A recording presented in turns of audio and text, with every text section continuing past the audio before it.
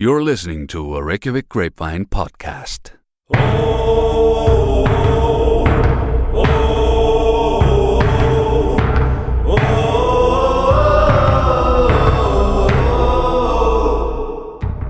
Hi, I'm Jón and welcome to this bonus episode of the almost completely true history of Iceland podcast.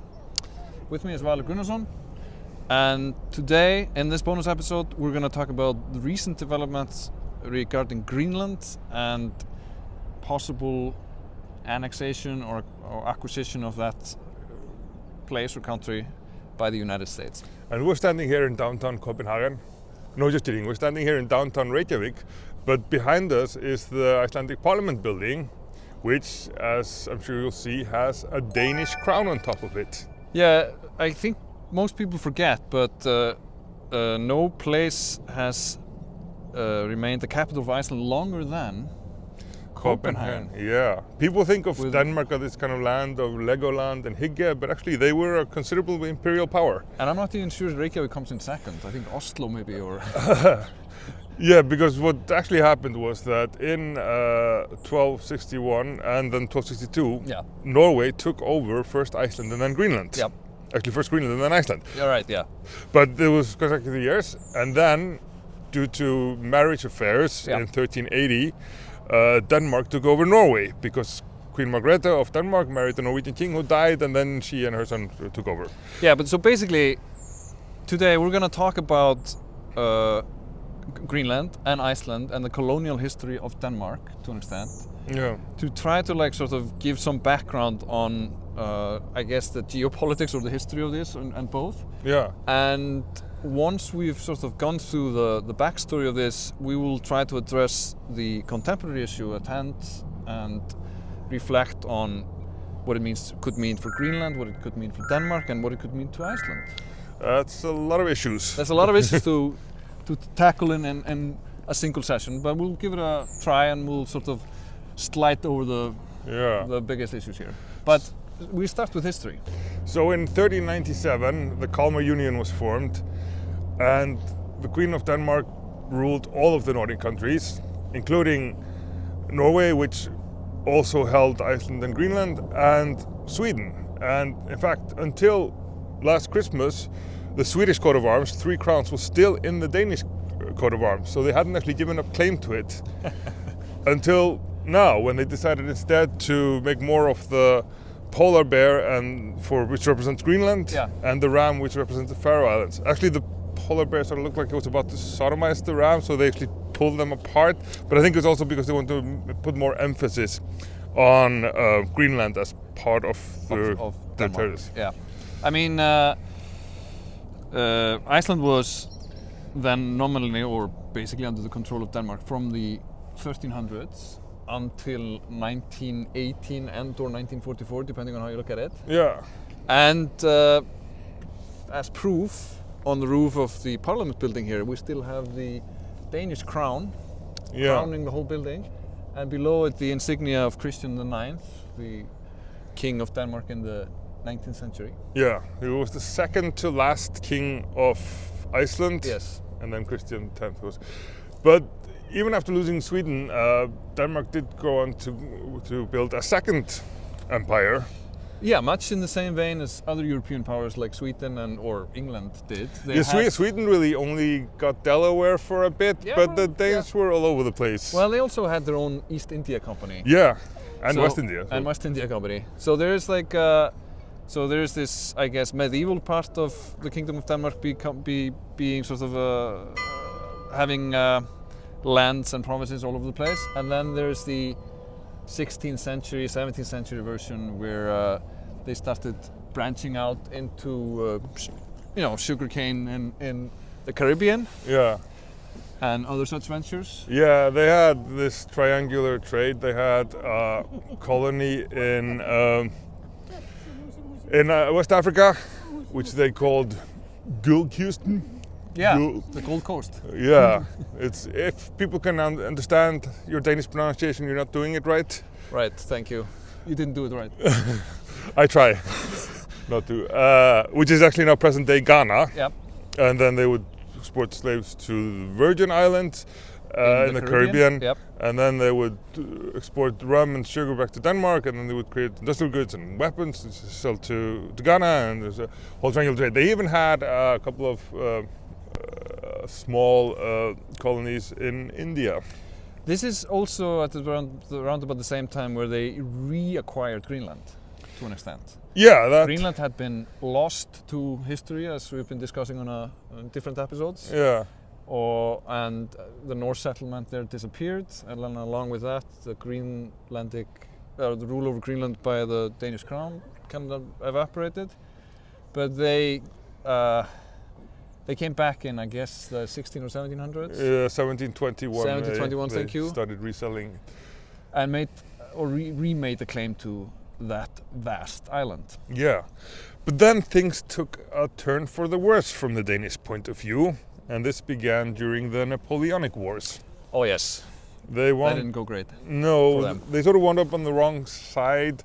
The English attacked them because they were worried that they would join the French. Of course, then they joined the French. Yep, after they attacked them and sank their whole fleet. Yeah, there's even a plaque on Trafalgar Square in London.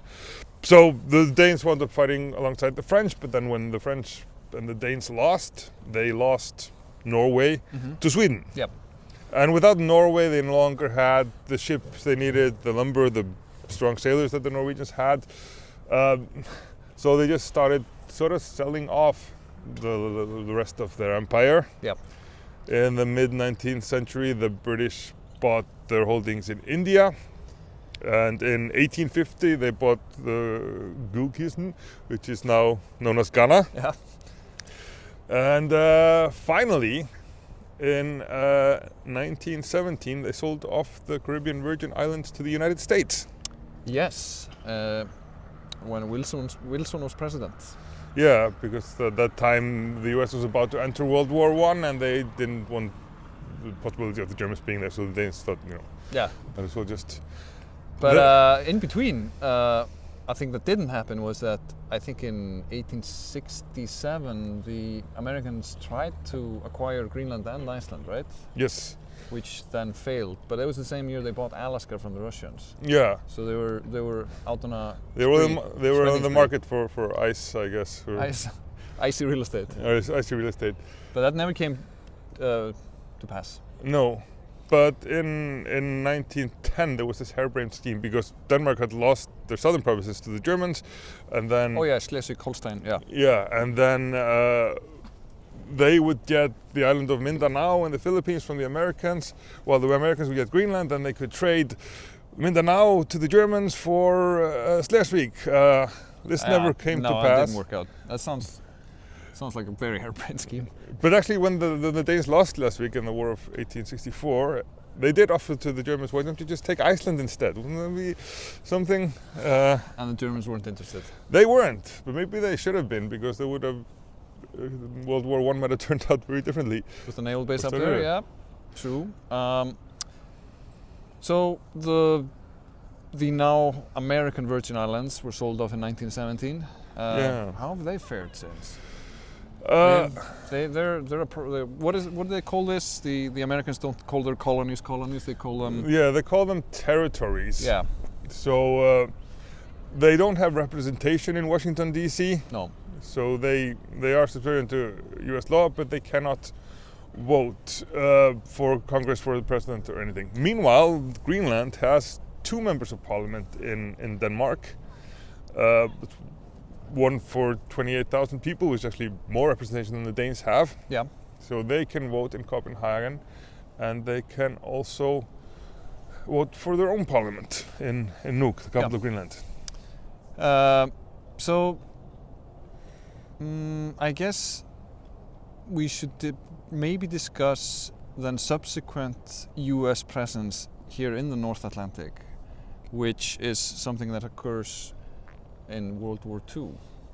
Yeah, they did come back before joining the war to Iceland, which was an agreement. They also took over Greenland, which at that time Denmark was occupied, so these countries were unprotected. Hardly anybody to ask for permission, I guess. Yeah, and then after the war they did leave here but come back The Danes sort of, the Americans then politely asked the Danes if they could just buy Greenland. Yeah.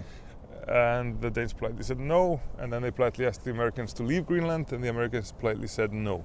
So they're still there, but they want. And they were here most of the 20th century, most of the latter half of the 20th century. They left, but now they're coming back. They've come back now, and they've actually, I think they are now building they're building some sort of an emergency airport facility next to Keflavik, which they're spending copious amounts of money for. So their presence here is increasing because they left back in 2006, but subsequently they've been sort of nudging their way back. Yeah, they told us it was to protect us from the Russians, but now it looks like they're using it as a base from which to invade Greenland. Yeah, and then I guess we should maybe come back to that. Well, let's go over to the Greenlanders. Yeah, let's go to the Greenlandic consulate. We've now moved and are standing outside the Greenland consulate in Reykjavík, just about 200 meters away from the Parliament House where we started. So I guess we should start discussing what is sort of the political status of Greenland, sort of to kind of explain why they have a consulate yet are not independent. Yeah, it's something called the Riksfellesskap. Oh, God. That was probably correctly pronounced. Yeah, I have no idea what you said. Good. Which is it's the union that consists of Denmark, which is of course by far the most populous with 6 million people. Yeah. And just on the other side of the street there is the Faroese consulate. Yes. And they are also under the jurisdiction of Greenland, strictly speaking. No, Denmark. Sorry, Denmark. Yeah, Greenland is not expanding yet. We'll see. Maybe they'll be taking over. But yeah, both Faroe Islands have 53,000 people. Greenland has 56,000 people. Yep. But of course, Greenland has much more area. Biggest island in the world. It is huge. It's even more sparsely populated than we are. Yep. By a margin of, I don't know, 40 times more sparse or less sparse or whatever you call it. Yeah. Or it's their numbers are quite mind-blowing actually. I think it's, was it 20 times bigger than Iceland? Something like that. Something, yeah. Anyway, the Greenlanders and the Faroese have home rule. Yeah. So they are, I guess they don't have their own foreign policy to well, to an extent they do. Yeah, because in 1979 Greenland did get home rule. Okay. And they actually used that to leave the EU because the EU wouldn't let them hunt seal. Club seals. Baby seals. Club baby seals. Hunt seals, which is fundamental to the Greenlandic traditions. Yeah. So they did do that, but in 2009 they sort of went a step further. And now they are independent in almost every way, like Iceland was after 1918. Yep. But they still have a Danish king. Yep. It's King Frederick. And Frederick, he's a fan of Greenland. He goes there a lot. I think he has a house there. And much like Margrét Þórhildur, his mom, who was supposed to also become Queen of Iceland, was called Margrét Þórhildur, she's an Icelandic middle name. His younger kids have a Greenlandic middle name. So cool. he's trying to sort of show that he is the king of Denmark and Greenland. Yeah. So, but Greenland is independent except for the matters of defense. So some with the foreign policy, but they are wanting to be represented more and more, so that in any discussion regarding Greenland they will be a part, which is quite reasonable to say nothing about us without us. Yeah. And after 2009, when they took this step, being a more or less independent country, they started opening up consulates, like here. Yeah. Which is what also Iceland had before full independence. So if Greenland had been bought by the United States before, it wouldn't have any consulates. No. If it would be a territory. There's no Virgin Islands consulate in Reykjavík or anywhere else. Yeah, as there probably would have been if they would have remained Danish. Yeah, probably. They would have more independence. But yeah, maybe someday this will be the Greenlandic embassy.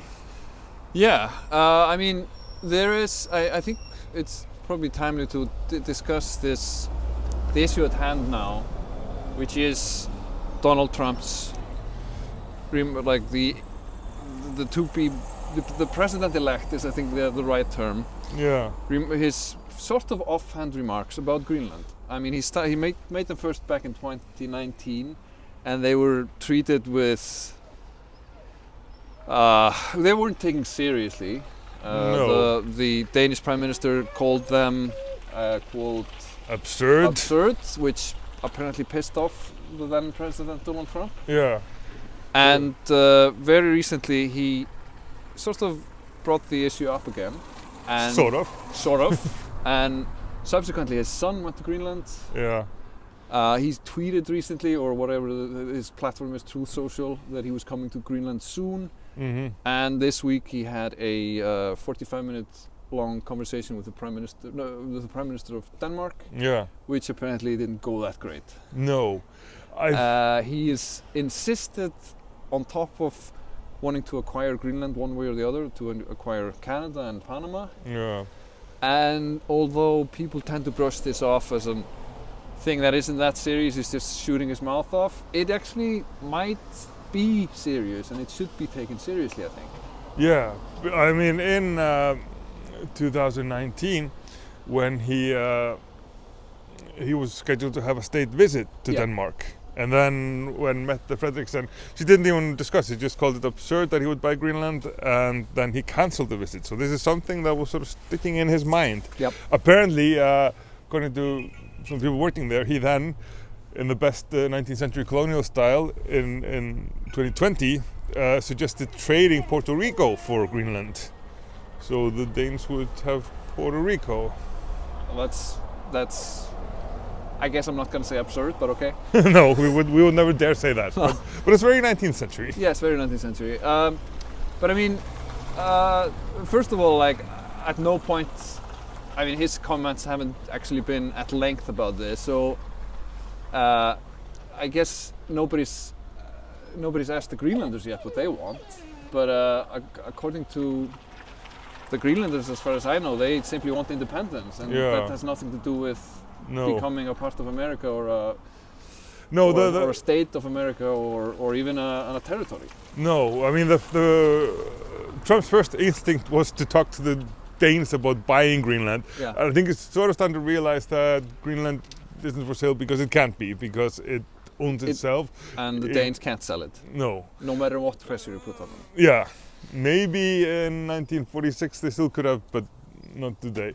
So he wants to acquire it, and the Mute Egde, the Prime Minister of Greenland, has repeatedly said, we do not want to be Danes, we do not want to be Americans, we want to be Greenlanders. And I was in Greenland for a month this spring, and this is very much what I felt. Yeah. But Greenland is a very harsh country. It's very cold in the winter, it's very far north, and it is very, very expensive to maintain, and the Danes pay for about half of this. Yes. So if we just imagine that it would join the United States, would the United States, well, they could be able to afford this. If small Greenland can, then surely the United States can. But would they be willing to pay for this great social system that Greenland has, where more or less everything is state-owned and government-operated? Because if it wouldn't be, then you couldn't, there are no roads between towns there. You can only take the ship in the summer, or you can take a helicopter. So all these things have to work, and they can only really be operated by the state. So if, let's imagine that Greenland was a US state, then you would have a sort of social democratic state within the capitalist United States. And maybe other states would start looking and thinking, hey, maybe this system actually kind of works. I would like free healthcare and free education, and That would also be an issue if the United States wanted to incorporate Canada to some extent. They have at least a more humane system, if I may say so, than the United States when it comes to healthcare and other social security issues. Maybe Greenland should join the US and just sort of convert them from the inside to free healthcare. But I mean, it's still also quite ominous, because by way of Denmark, Greenland is a part of NATO, and the president-elect of the United States kind of demanding territory that is basically a part of another NATO country to an extent is really weird. Yes. And this also begs the question, what does it mean for us? I mean, we're also part of NATO. I mean, just like Greenland, I guess our security, if attacked, is kind of guaranteed by the United States. Yeah. We're kind of close by. Should we worry, or should we just be kind of should we be pissed off that we weren't mentioned? No, I mean, like it would actually be kind of, it is more than mildly uncomfortable, this new sort of development. Yeah. Because it's kind of turning on all our preconceptions about what actually goes on in the go-betweens between so-called Western countries. Like what norms are actually in place. That is being completely shattered by this. Yeah, I mean, nobody knows anything anymore, you know, and it's hard to take anything for granted, and it's also basically based on the past. It's become kind of you can't even just ignore this as a joke either. No. So it leaves you quite puzzled, confused, and being puzzled and confused is the only reasonable thing to be. Yes, I guess so. But does NATO have any meaning anymore? We've never seen conflict between NATO states. It was always assumed that it would be between Greece and Turkey on the other end of Europe, but now we're looking at, I don't know, the French and the Germans. They also have their embassies up the street. They have said that they will not take kindly to encroachments upon EU territory. Then Greenland, of course, did leave the EU. We're not even in the EU, although we're an associate member. We would line in with Greenland in that sense. Yeah. Just being outside of it, partly. So I don't know. I guess we have no answers really, but it's just it brings up so many questions and creates such a vast amount of uncertainty, which we're not used to in this basically part of our existence. I mean, like the weather's uncertain, but this used to be kind of like not a part of the more uncertain things. No, and I mean the problems were in the eastern part of Europe. Now we are even looking at potentially the sound between Greenland and Iceland being the front line in a very cold war between the US and the EU, and it really would be a cold war in all sorts of ways. Yeah, it's really weird. So it's not only the idea that well, let's put it this way.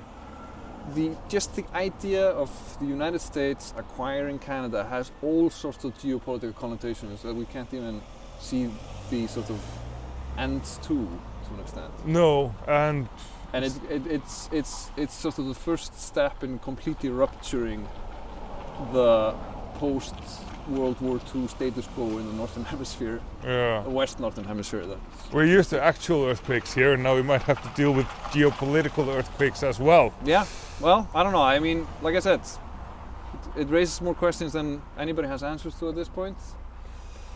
And it will be very interesting to see what happens in this, what develops from this story in the next 2 weeks. Yeah, we'll see what happens next week, and if this theory is true that Trump might even visit Greenland. Trump the Elder is one of his first states. But whatever happens, we will be following it at Grapevine. Yep. Thanks for listening and watching. I'm Trausti from the Reykjavík Grapevine. This is Valur Gunnarsson. I'll see you next time. Bye bye.